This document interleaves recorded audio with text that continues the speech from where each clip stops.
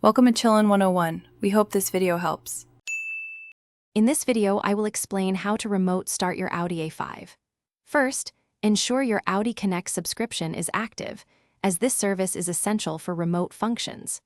Next, download the My Audi app to your smartphone and log in with your credentials.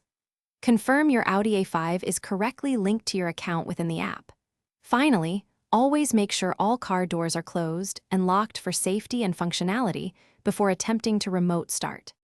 Once you've confirmed your setup, open the My Audi app on your device. Navigate to the main vehicle status screen, where you'll find various controls. Look for the Remote Start button, which typically appears as an engine icon. Tap this button, and the app will ask you to confirm your request. After confirmation, the app will show a message indicating that your Audi A5 is starting remotely.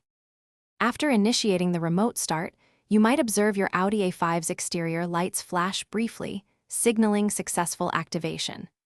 The engine will typically run for a preset duration, often around 10 minutes, to warm up the cabin.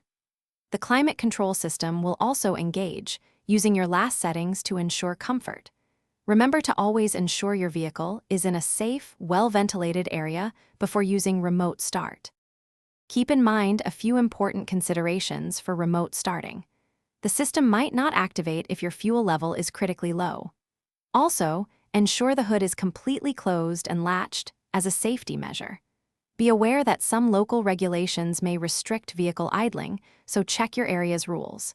If you encounter persistent issues, contacting Audi customer support can provide further assistance.